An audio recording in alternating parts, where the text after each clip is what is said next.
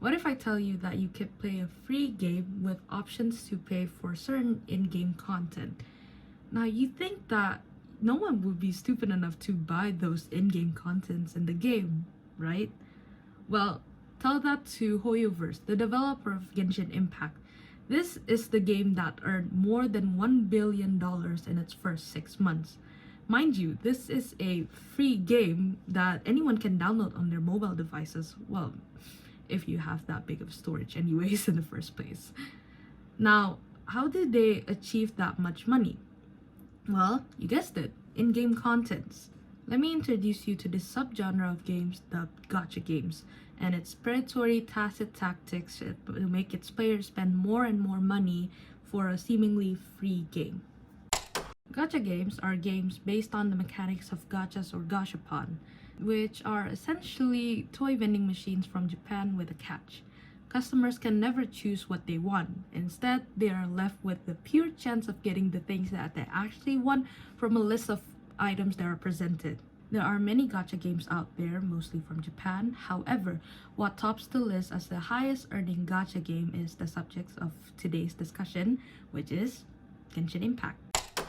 Genshin Impact is a free mobile role-playing action game. Set in the world of Tevat, you play as one of two siblings, set to find the other who got separated from you as you explore Tevat's unique regions and characters. Some characters, might I add, are playable.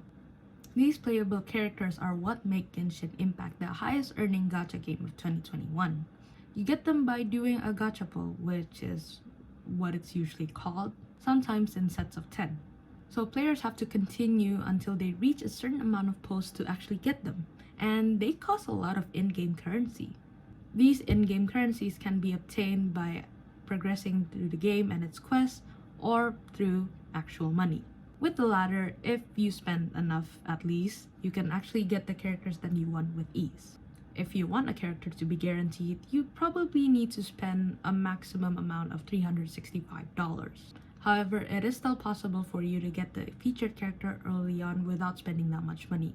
This is what makes gacha games so addicting and so attractive to play.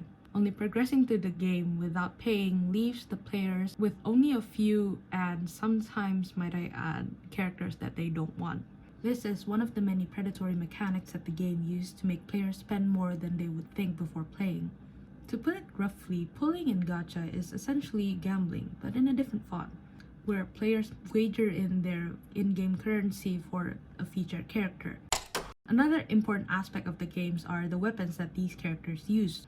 Again, like these characters, these weapons can only be obtained through gachas. Each weapon has its own unique special abilities, some even being tailor-made to a specific featured character with matching aesthetics.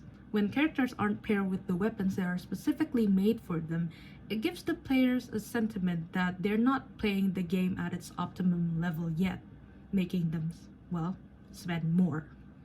On top of all of that, each characters and weapons are advertised as limited, with them supposedly not coming back after a period of time. However, they do tend to reappear every now and then, usually accompanied by a new storyline. Yet with the given sense of urgency from the limited aspect, it makes players give in to the impulse of purchasing more in-game currency before the characters and weapons they want are, well, gone for good. All this culminate to give an intense sense of want to those who don't pay for the in-game currency. And with more characters that are coming out, the more desperate they will be for the characters that they want. It's not to say that this game is bad, however. It's actually far from it. Genshin Impact is a beautiful game with breathtaking graphics, on par even with some of the best PC games out there. The designs of each characters are always tailor-made to give them enough distinctions as well as make them as lovable as possible. Even the main story is filled with so much mystery, it keeps players wanting more for the next update to come. It's no wonder that the Genshin Impact community is filled with talented artists and a very dedicated fan base. In conclusion, while it may seem that you're getting the full experience of this game for free, through these discrete mechanics, it gives an unspoken sentiment that you're actually not, leaving the player to their impulses to spend when they weren't planning to.